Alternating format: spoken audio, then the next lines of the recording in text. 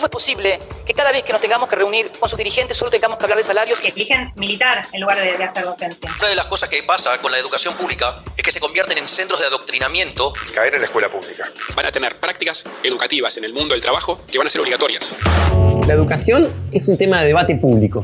Todos los días se publican notas, opiniones y reportajes de especialistas sobre la escuela y sus resultados.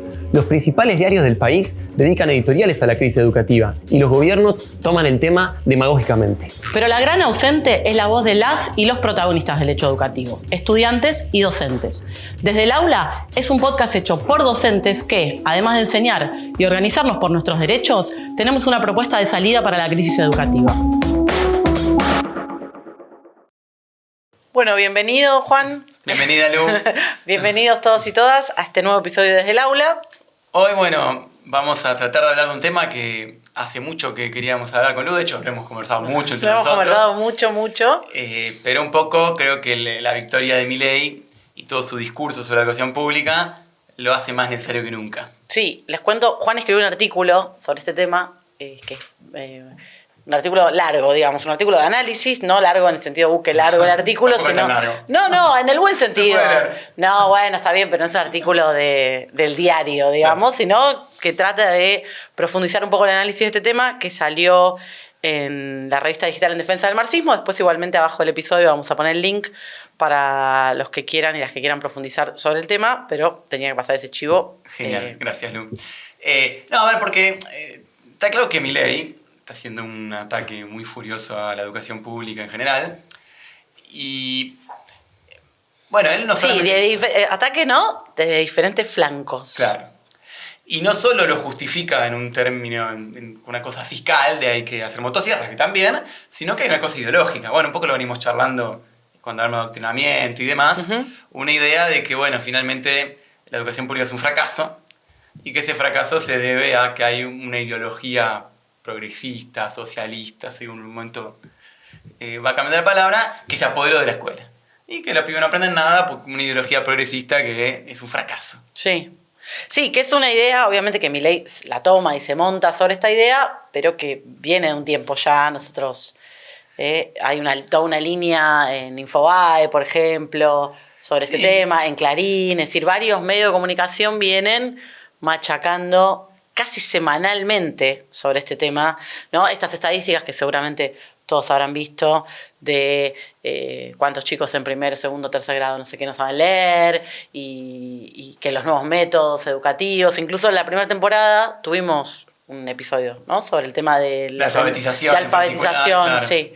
Sí, creo que hay que tratar de separar dos cosas porque hay una situación más o menos objetiva y reconocida por todos de que Totalmente. La educación tiene una crisis, digamos, lo vemos nosotros, no necesitamos que nadie nos lo cuente.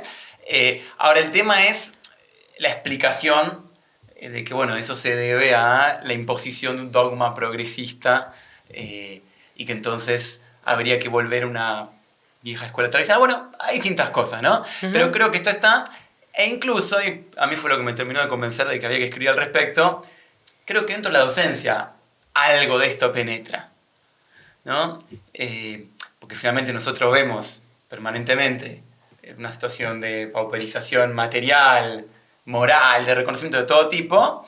Y hay cierta por ahí nostalgia en un sector. Totalmente, nostalgia es... Claro, más allá de las cosas evidentes, por ahí no son tan evidentes, así que por ahí las podemos comentar brevemente, ¿no? De que, creo que está incluso en el artículo de Juan, ¿no? La pobreza en niños, niñas y adolescentes es tan grande... No me acuerdo cuál era el número exacto. Y ahora el rol 60%. 60% de pobreza en niños, niñas y adolescentes. Uno no puede esperar que entonces la escuela sea la panacea, ¿no? Eso por un lado, los recortes que viene habiendo por otro. La cuestión de que socialmente en la Argentina, creo que en el mundo también, el conocimiento es algo que no tiene el valor que tenía en el pasado. Y esto no digo de la nostalgia, sino desde un análisis concreto. Pero después en la escuela pasan cosas adentro de la escuela. Y está esta idea, ¿no? Que dice Juan, y este ataque de que pareciera que, si bien en el mundo gobiernan gobiernos de derecha o de centro derecha o incluso progresistas, pero en la educación, que es parte de los gobiernos, es decir, los ministerios de educación de todo el mundo desde los últimos 40, 50 años, al parecer supuestamente el progresismo, ideas progresistas han tomado el Claro, control una línea muy educativo. rara. Yo en el artículo tomaba una nota que salió en Infobae de esta Claudia Peiró que sistemáticamente desarrolla este ángulo. Mi lectura de Guilty Pleasure. Y ella dice, bueno, la crisis educativa no es un problema económico, sino ideológico.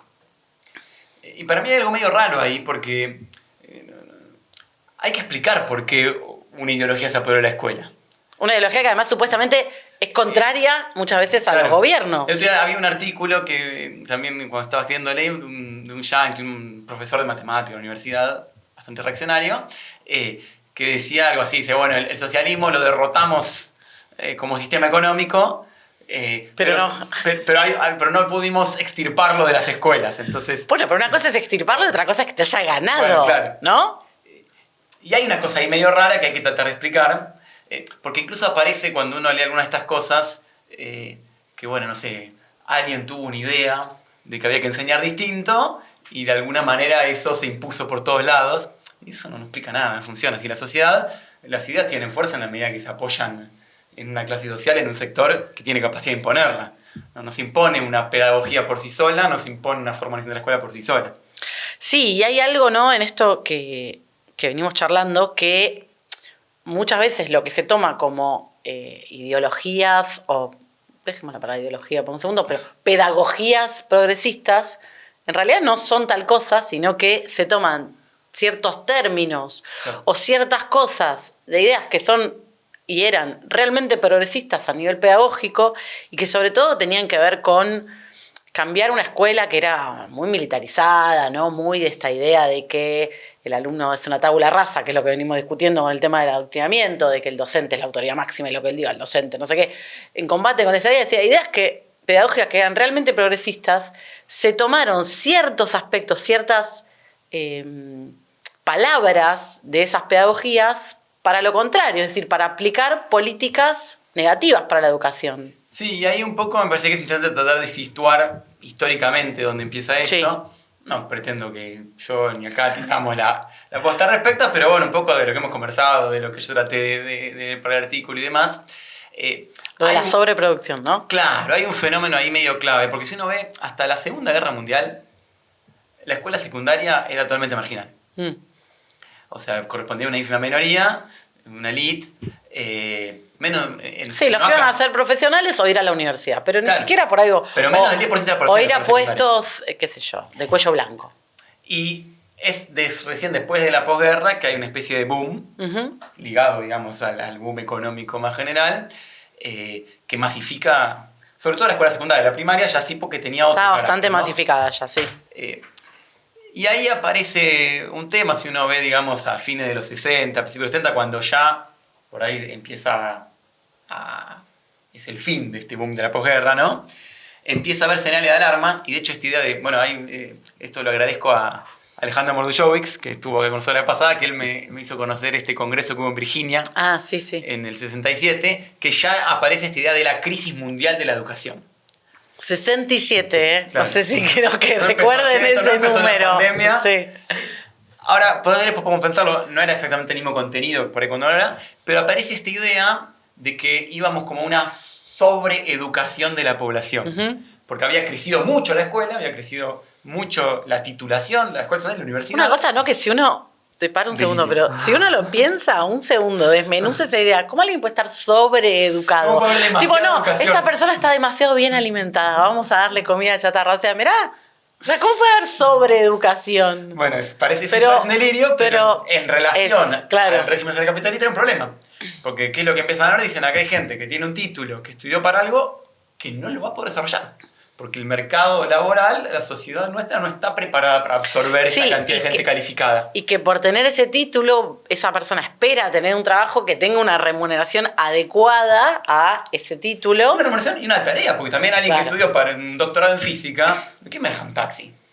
No porque tenga nada malo manejar un taxi, pero porque quiere Por estar ahí esa física. persona no quiere Claro, manejar un quiere taxi. estudiar las estrellas. Exacto, sí. Entonces, hay algo ahí. Y bueno, aparece este drama. Y ahí es donde aparece también, en el medio está el mayo francés, es decir, que este problema de la sobreproducción de titulados Ujú. se asocia también a una rebeldía creciente de la juventud y demás. Aparece la idea de que, bueno, Hay que terminar. Bueno, hay que cortar el chorro. Hay que cortar el este. chorro. Sí, sí, sí. Y también como... Saben mucho, pretenden vivir bien, encima se rebelan, me prenden fuego París. Y creo que hay esto que decía, bueno, hace un ratito, de la terminología, también como era un momento muy radicalizado, digamos, era difícil presentar la cosa como, bueno, hay que... Esto, ¿no? Hay que Decir ser- la verdad, Claro. la transparencia de la que hablamos con Mangone. Tal cual. O sea, ahí no había transparencia. No, hay que si hubiera habido transparencia, velarlo hubiera... todo lo posible. Claro. Y aparece este libro famoso que es el Aprender a Ser, que arma la UNESCO. Sí, que es hacer, S-E-R. Lo aclaro porque Juan me habló un montón de veces de ese libro y hasta que no me lo prestó y yo vi que era hacer, siempre pensaba que era aprender a hacer. Pero no, hay que No, aprender es- a hacer. Hacer. Porque ya no se Sí. trata de aprender física, Claro. matemática, de aprender historia, sino de aprender a hacer. Y bueno, no te preocupes por tener un título, eso son cosas secundarias.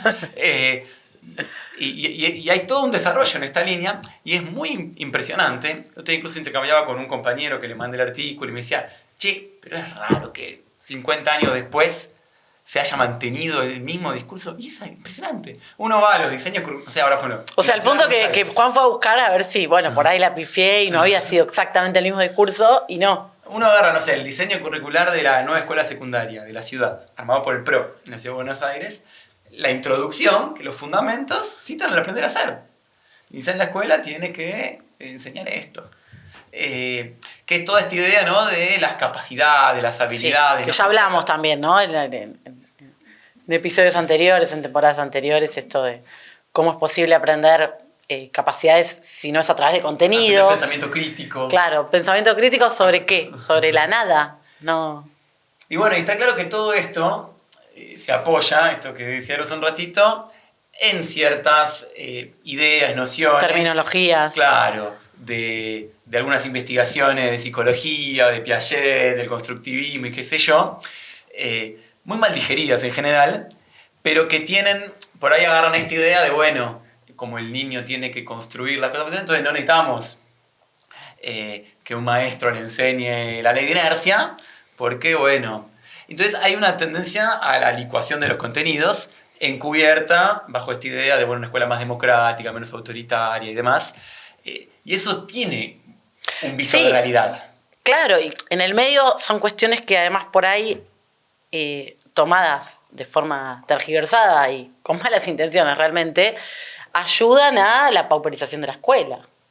Sí, porque si, no sé, los niños tienen supuestamente más autonomía, bueno, entonces aparece esta idea del docente como facilitador, aparece esta idea de que el docente, de la posibilidad de educación a distancia, virtual, aparece también esta idea de menos docentes y más niños, lo cual es una pauperización para el docente, o que si el docente no tiene que estar tan activo en el aula, puede trabajar 2 o 3 turnos, como tenemos que trabajar ahora las y los docentes.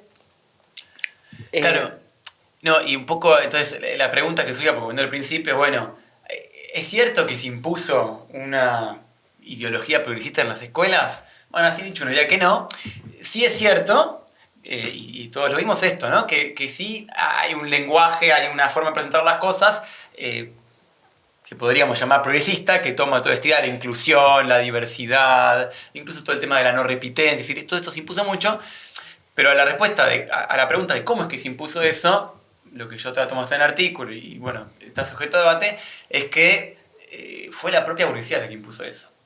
No es que eso se impuso porque un No es intelectual... que hubo porque unos golpes de estado porque de los todos docentes hicieron una ministerios. Giroud y Claro. entonces... No, hubo una intención consciente que tiene que ver con el gran verso de la sociedad del conocimiento. ¿De la qué? La sociedad del conocimiento, sí. ¿no? Que todo el tiempo nos dicen, no, porque para el siglo XXI... Esto es impresionante también de leer todos estos textos. Esta idea que uno... Lo que hace decían en los 50 años 70, nos dicen, sí. formar para decir la escuela, no puede seguir formando así. Claro, porque- a mí eso, claro, cuando Juan me pasó el libro Aprender a Hacer, me llamó mucha atención eso. No, hay que...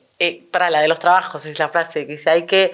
Claro, que los trabajos que conocemos ahora van a desaparecer. Claro, y- todos los trabajos que conocemos ahora van a desaparecer, entonces tenemos que, en la escuela de hoy, preparar para los trabajos de mañana, que no sabemos cuáles van a ser, ¿no? Pero más allá de que no tiene sentido preparar a alguien para algo que no sabes qué va a hacer, o sea, para la incertidumbre lo vas a preparar. Fue la frase de Bullrich famosa. Que Claro. decía, la escuela hay que educar en la incertidumbre. De Esteban Bullrich. Y sí. de Esteban Bullrich. Sí. Y que los estudiantes aprendan a disfrutar de la incertidumbre, algo así.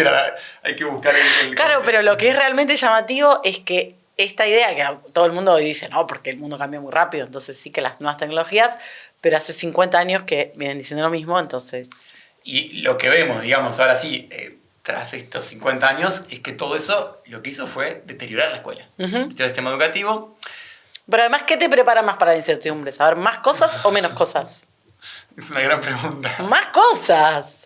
Es Obviamente, vital. porque vos mañana te encontrás con una situación nueva. Claro. Y para enfrentar una situación nueva, cuanto Tenés más tener más herramientas para Con qué enfrentar una... comparar, con qué atender. Claro, sabés, bueno, en el pasado se hizo tal cosa, tal otra. Evidentemente, saber más cosas te prepara más para la incertidumbre que saber menos cosas. Pero bueno, a mí me parece que el gran chamullo es esta idea de que vamos a una sociedad donde todos tenemos que estar ultraformados, porque es la sociedad del conocimiento y porque todos tenemos que saber programar. Todo. Y es mentira.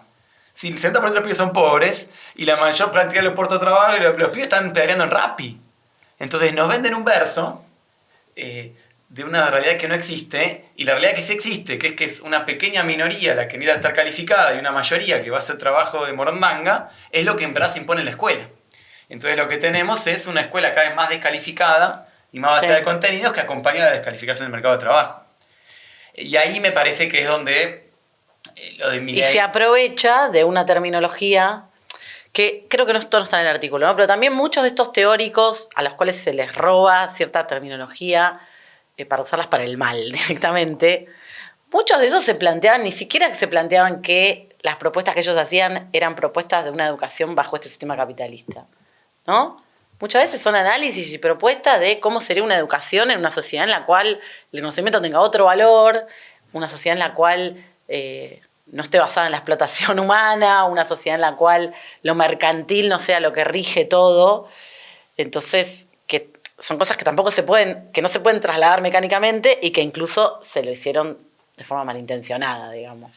Sí, pero ahí me parece que aparece, se desarma lo de Milei en el sentido que, bueno, y si uno lo ve muy concreto en la historia argentina es clarísimo, cuando más avanzó esta terminología y este enfoque de la escuela fue en los gobiernos autodenominados de derecha, Sí. con el menemismo. Uno va a agarrar, por ejemplo, el alimento del polimodal. Bueno, hace poco, delirio total. La que agarró esta línea fue Susana Decibe, Ah, sí. que fue ministra de Menem, fue la que impuso el polimodal, la línea de mayor degradación. No sé si recuerdan, pero además fue un fracaso rotundo. Claro, y una degradación de la educación, y ella agarraba esta línea de no, el problema son los sindicatos, son los docentes. Pero vos fuiste ministra de todo esto. Porque después es cierto. ¿no? Claro, o sea, para que se entienda, los que llevaron a cabo esas políticas en profundidad ahora dicen que los responsables fueron los sindicatos y la progresía que tomó el poder no se sabe cuándo en no sé qué ministerio. Claro, lo cual no quita que es cierto que muchas veces los sindicatos acompañan esta política, pero porque están adaptados al gobierno, no porque se resisten. Son los gobiernos los que han profundizado en esto. Y me parece que en este problema, digamos, que creo yo se quede la cuestión, que no hay una sociedad del conocimiento como se dice, sino lo que hay es para una pequeña minoría puesto de mucha calificación y para una mayoría un mercado totalmente precario, es lo que condiciona finalmente la escuela. Y por eso incluso los que pretenden enfrentarse al progresismo no ofrecen otra cosa. Que eso a mí me impresiona mucho, por ejemplo, o sea, se ve un poco con Milei, que por ahora lo único que tiene es motosierra. Claro. No es que el chabón está planteando cómo vamos a refundar la educación. No, dice cosas generales, están los zurdos, adoctrinan. Bueno, ¿y cuál es tu programa educativo? Y se nota incluso con algunos, no sé, llaman los intelectuales de la educación que tratan de mejorar eso y no ofrecen otra cosa, tipo Guillermina Tiramonti. Y cuando vos vas a las propuestas que tiene, dice lo mismo, hay que formar en habilidades, hay que impulsar el pensamiento crítico, porque finalmente son las condiciones económicas, y ahí sí, es la trampa de pensar que esto es solamente ideología, las que determinan que para una mayoría no tiene sentido sin la filosofía, no tiene sentido sin el cálculo diferencial, si va a estar repartiendo cosas en una bicicleta. Sí, ¿no? Y además, bueno, esto ya lo hablamos en el episodio de la educación para el trabajo. Suponete que eso no lo voy a usar para mi trabajo. Yo soy profesora de historia y sí, por ahí cosas de las que aprendí en matemática, uno dice, bueno, no las uso. Más allá de que uno las usa porque son como alimento para el cerebro, saber de matemática, la vida no es solo el trabajo. Es decir, yo puedo dedicarme a ser profesora de historia y en mis ratos libres estudiar matemáticas si tengo ganas, porque eso me da placer y me recrea como ser humano, digamos, ¿no? También esta idea de, para que para nosotros es importante, de desacoplar, por un lado, que Sí. todo lo de la escuela tiene que ser para el trabajo, porque nosotros creemos que los seres humanos no tienen que solamente vivir para trabajar. Para mí lo complejo que aparece ahí, que lo podemos seguir debatiendo en muchas oportunidades, es hasta qué punto es posible ese acople.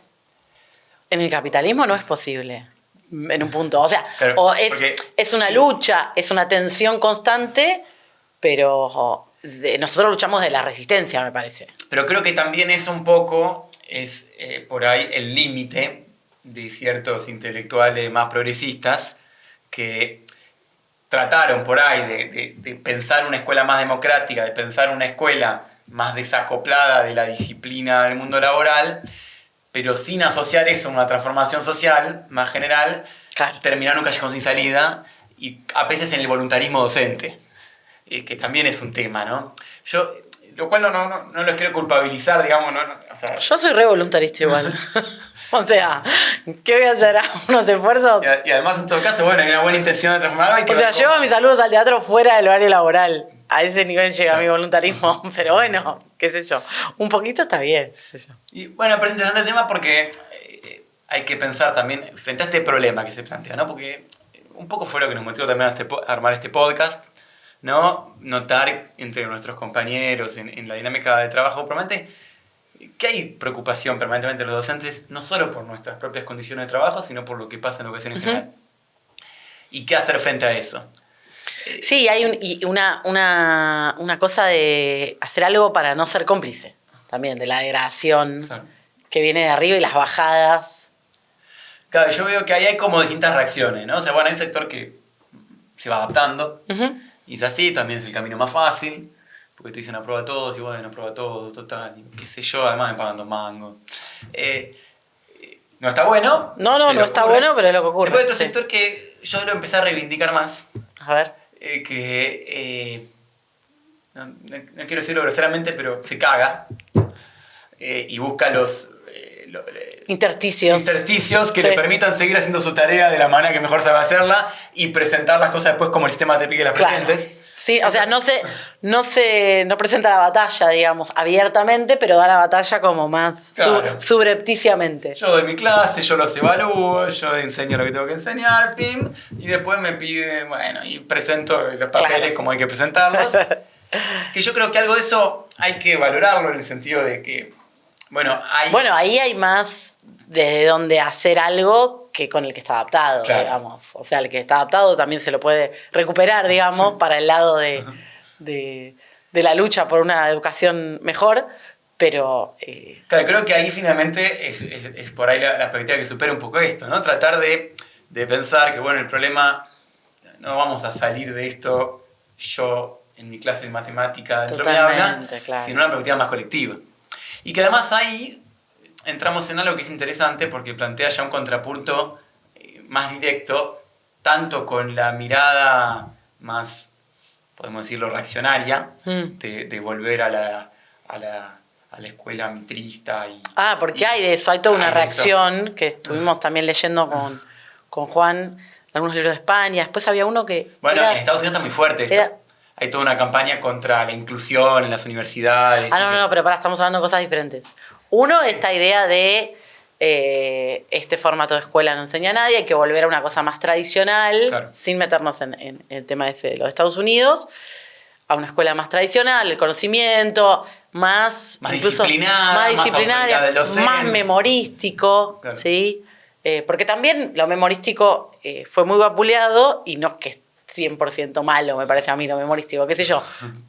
¿Sabés qué pasó el 25 de mayo de 1810? O sea, eso es que medio que de memoria tenés que saber, Sí, es un y número. Y también, de vuelta, en esto de la lectura sesgada por ahí de ciertas teorías de la psicología del desarrollo y demás, tampoco es que Piaget dice la memoria es una porquería. Como, ¿Tampoco qué? es que Piaget o Vygotsky dicen la memoria es una porquería. Ah, no, es por que- supuesto, sí, es sí, una- sí. Es una tergiversación de Claro. eso. Pero bueno, hay todo como una teoría, no sé cómo decirle, de Creo que esto. hay una tendencia. Una tendencia, frente, ahí está. frente a esta idea de que se impuso una cosa progresista y que por eso en la escuela no se aprende nada, hay como una reacción, Ujú. en el sentido mental de, bueno, volvamos a... También medio inviable, porque lo que es cierto, hay que reconocerlo, es que en este proceso la educación se masificó mucho. Claro. Por lo menos la escolarización. La educación podemos después ponerle en otro orden. La escolarización secundaria, sobre todo. Sí. Sí. Se masificó mucho. Entonces ahí está bien ponerse un poco más finito porque nosotros decimos, se aprende menos en la escuela, también hay mucha más gente en la escuela. Y eso plantea una complejidad extra. Sí, sí. Pero la nostalgia de volvamos a 1910. Claro, ese 1910 con los números de ahora o 1910 con los números de 1910, Claro. con todo lo malo que tenía 1910, sí. Eso por un lado. Y por otro lado, lo de Estados Unidos. Que me parece que se relaciona un poco, pero no es exactamente lo mismo. Bueno, era un ejemplo más, digamos. No, pero es como otro tema también. ¿Cómo es esta línea, digamos, de rechazo a Es una la línea inclusión? más reaccionaria, digamos. Claro, puede No ser. solo de el pasado fue mejor, sino que esto tiene una línea más reaccionaria que tiene que ver con la prohibición de, sobre todo en algunos estados, bueno, miren que Estados Unidos, los estados tienen más independencia, ¿no? Entre sí, y estados que se han prohibido libros, sacado libros de la biblioteca, de todo contra, una campaña muy fuerte contra la inclusión, contra los derechos LGTB+, y Claro. persecución a los docentes muy fuerte. Yo lo también. incluyo un poco en esta línea nostálgica en el sentido de que es como, bueno, o sea... Antes la escuela no se metía en muy eso. brutamente, esta línea es, la universidad se arruinó por entraron los negros. La universidad se arruinó por que se habla de LGBT. Sí. Entonces, bueno, hay que volver para atrás en eso. Hay una idea para ahí medio de eso, parecido a los que te dicen la escuela se arruinó. Yo tengo un compañero, el Joaquín B. González, un profesor, creo que ya se jubiló, Sí. que es un poco esa línea, ¿viste? Acá el problema es la pedagogía. Acá el problema es que se metieron los franceses en la educación, ordenaron todo, empezaron... La alpedagogía. Hay un poco de Se debe eso. creer además repillo diciendo, o sea, Se en ese debe juego de repillo. palabras, ¿no? Tipo, Bueno, ay, están los- mirá lo que se me ocurrió. hablan de los pedagogos, hay Los mucho de eso. pedagogos, sí, claro. Pero es un poco esa línea. Para mí, en el fondo.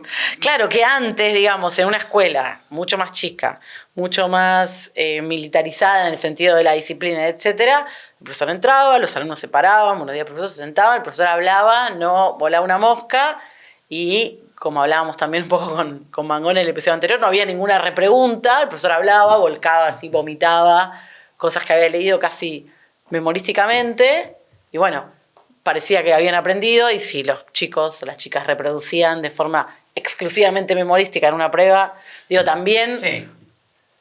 O sea, todo con sus matices, ¿no? Tampoco nada. Pero. No, pero...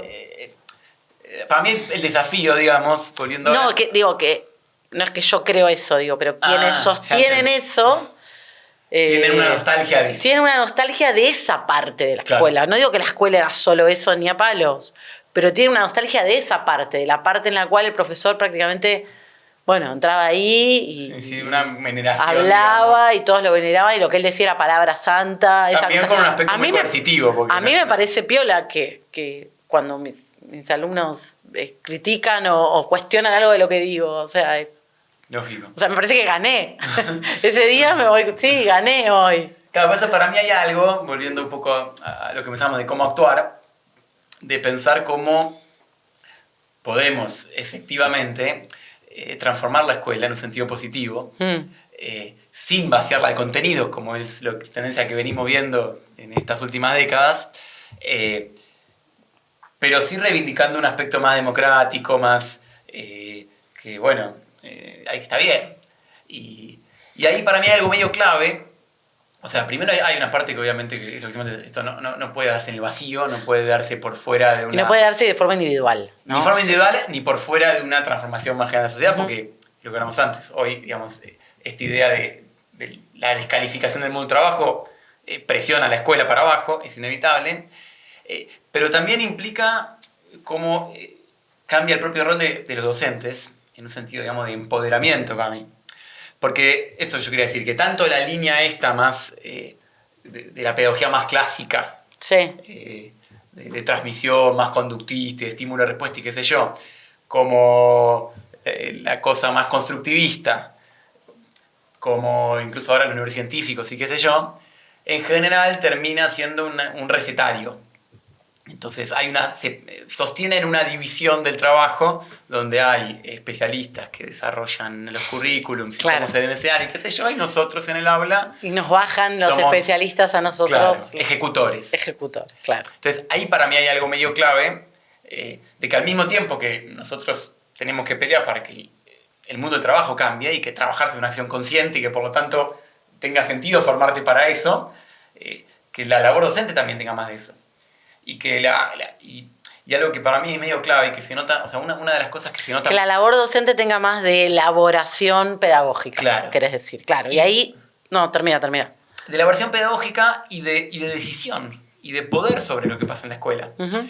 Porque para mí algo de lo que se nota mucho en general entre nuestras compañeras y compañeros, la forma en la que en general se expresa muchas veces el rechazo a la bajada que viene del ministerio, qué sé yo, es más burocracia. Más llenar planilla. Ahora tengo que llenar esta planilla, además la de mi escuela, además la del tema. Y eso tiene que ver con un Estado que le impone cosas a las escuelas sin depositar ninguna confianza en los docentes, sin darle lugar a que se pueda desarrollar la escuela un poco más libremente. Claro. Y esto incluye a los libertarios, que hablan de libertad, pero mantienen lo mismo. Entonces, para mí ahí hay algo de, digamos, se tiene que adaptar más la administración de la escuela a las necesidades del proceso pedagógico que el proceso pedagógico a la administración de la escuela que lo está pasando. Sí, y en todo ¿no? El planillerío y esto y lo otro, hay un cómo sí de que se hicieron una cantidad de cosas y una cuestión ahí muy de control de cómo se tienen que hacer las cosas. Me parece que el desafío un poco nuestro, no solo de Juan y yo, sino de la docencia, lo que nosotros llamamos el activismo docente, los que queremos mejorar la escuela, los que estamos defendiéndola diariamente de diferentes formas, adentro del aula, en la sala de profesores debatiendo, en la marcha, haciendo un paro, que es que, obviamente, para que un docente pueda formar más parte de la elaboración, de los contenidos, de la pedagogía, no puede trabajar 2 turnos.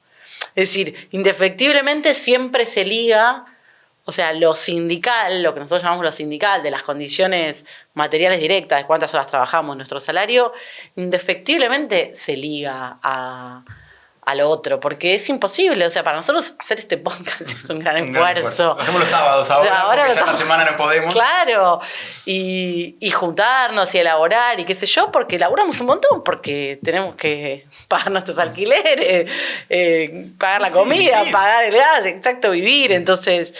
No, y hay un punto más que siempre vos lo mencionabas, Lu, donde esto aparece muy claro, que es el tema, por ejemplo, de los cierres de cursos, de las nocturnas, que ahora es un tema que en la ciudad por lo menos sacude mucho, seguramente en otro lugar del país, porque también en la medida en que se va imponiendo una línea de no importa, pasen todo, de bajar los estándares, y lo que pasa es que los pibes circulan por la escuela, brum.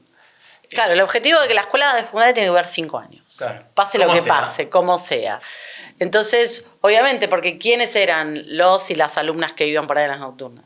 Chicos que por diferentes cuestiones, por ahí tuvieron que ir a laburar, tuvieron algún problema personal o lo que sea, no podían terminar su escolaridad en turno mañana y turno tarde, por así decirlo, y entonces después tenían que ir a laburar o lo que sea, y lo hacían en un turno noche, o por ahí les había pasado algo y eran más grandes, y de repente el turno mañana y turno tarde no daba que esté un pibe de 19 años con un pibe de 15 años, etc. Entonces iban al turno noche.